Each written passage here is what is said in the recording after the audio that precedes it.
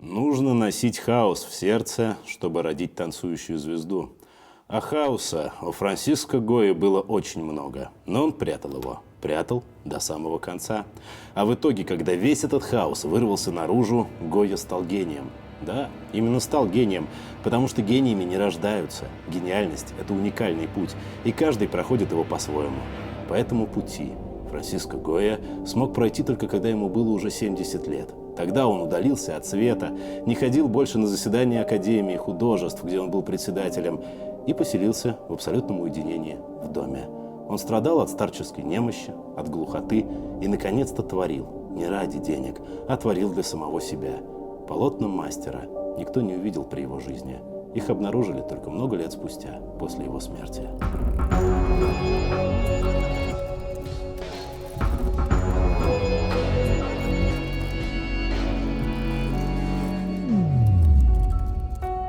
Его жизнь всегда была погоней за славой и богатством. Он был третьим ребенком в семье ремесленника. Его полотна никого не поражали, на него не возлагали особенных надежд. Он не выигрывал ни в каких конкурсах. Он был посредственностью, которая отчаянно пыталась пробиться к звездам. Труды не пропали даром. Он добился успеха. Это, знаете, такой отличный пример исполненной американской мечты. Такой self-made man. Сын ремесленника в конечном итоге превратился в придворного живописца и сумел сколотить огромное состояние. Если бы не последний этап в жизни Гойи, он так и остался бы одним из многих. О его картинах говорил бы только узкий круг специалистов. Они висели бы в картинных галереях, но только в самых неприметных местах. Ведь всю жизнь он только и думал о том, чтобы копировать Веласкеса, продавать свои картины за большие деньги, а публика их покупала, ведь она не любит ничего нового.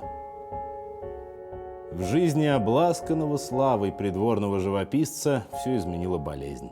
В 1793 году Гойю разбил паралич. Причины этого недуга так и остались неизвестны. Важно последствия. Гойя навсегда остался глухим. Помимо личных факторов были еще и другие.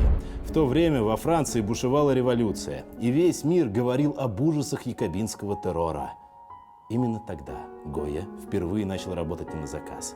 Он создал серию афортов «Капричес», и в них впервые разум мастера погрузился в глубокий сон, из которого обычно рождаются гениальные творения. Только у Гойи родились чудовища, которые не отпускали живописца уже до самого конца.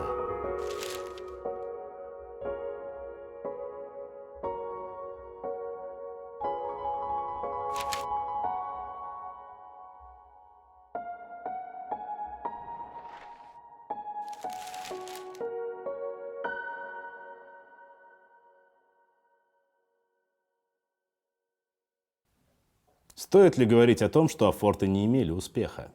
Свет их не заметил, продажи провалились, но сам художник ликовал. Впервые он сделал что-то по-настоящему ценное, впервые ему действительно нравилась его работа. Прошло 15 лет. И картины Гойи, которые до этого момента молчали, вдруг заговорили. Причем не просто заговорили, они закричали. Ведь о том, что на тот момент происходило в Испании, можно было только кричать. Территория страны была оккупирована французскими войсками. В Мадриде вспыхнуло восстание. Оно было очень жестоко подавлено, и это событие оказало на Гойю ключевое влияние. Он не мог просто так не заметить его. Художник, всегда пытавшийся показать этот мир прилизанно прекрасным, использовавший на своих картинах только светлые, жизнерадостные тона, вдруг обратился к черному. 3 мая 1808 года в Мадриде – это то полотно, на котором умирает свет.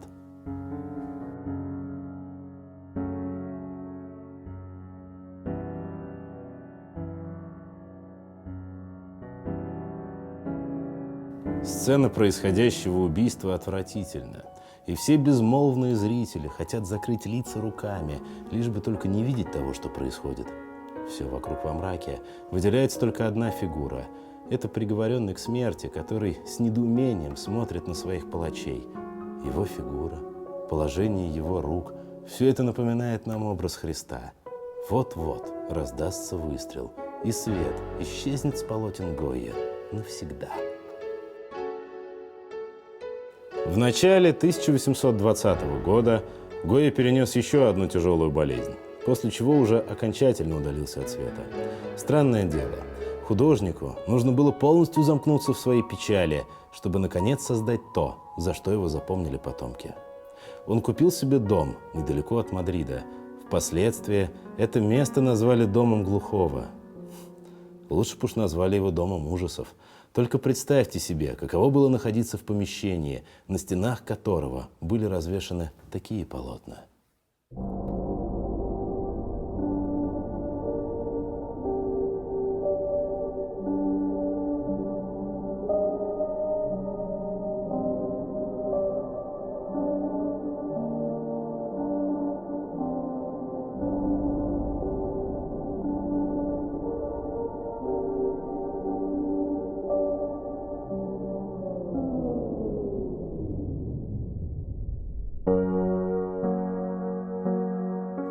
Вот когда в сыне ремесленника проснулся настоящий творец. Никакого разума, никакого детального изображения нет, зато какая экспрессия. В порыве творческого вдохновения Гойя больше не работал кистями, нет, теперь он писал пальцами. Писал прямо по стенам своего дома. И это ужас, отчаяние, безысходность. А для своей спальни он уготовил нечто особенное. Это Атропос, старшая из греческих богинь судьбы. Именно она должна перерезать в итоге нить жизни. Проще говоря, это смерть.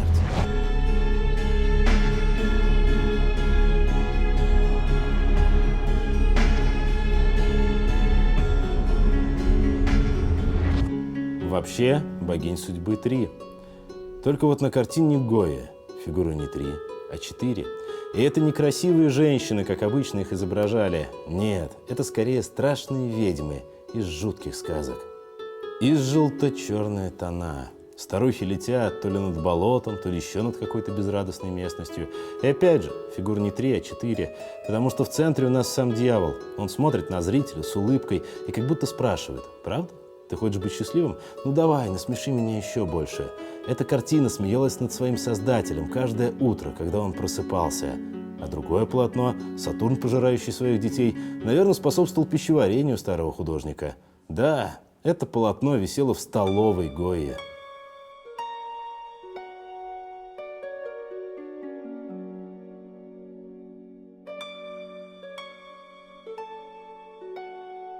Гойя не был первым, кто обращался к этой теме. Но как по-детски наивно выглядит полотно Рубенса по сравнению с шедевром старого мастера. А теперь немного истории.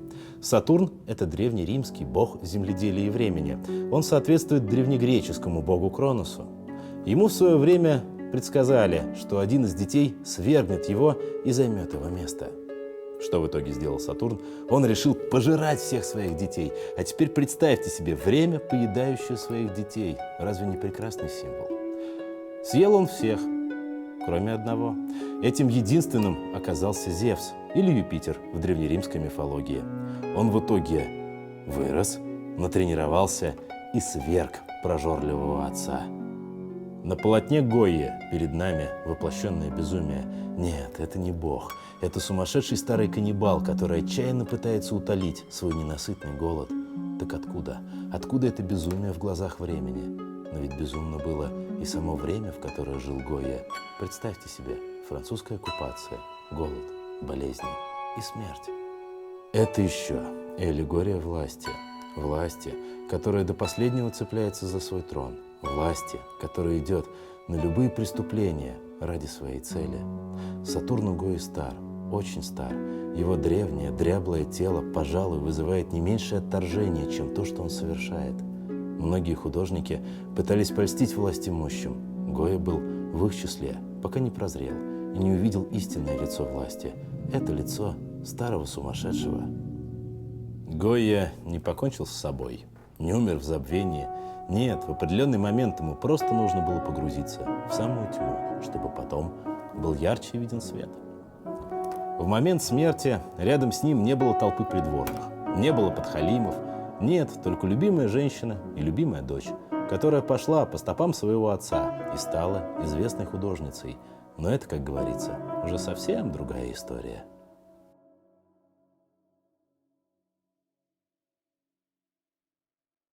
Это был Николай, творческий альманах «Артификс» и рубрика «Как читать искусство». Обязательно в своих комментариях расскажите, о чем вы еще хотите услышать. И мы обязательно это сделаем. Вот, например, вы написали о том, что хотите поговорить о картине Карла Брюлова «Последний день Помпея». И знаете что? Мы это сделаем в следующий раз. Ну а теперь всем пока. Ставьте лайки и подписывайтесь на наш канал. До новых встреч через 2 недели.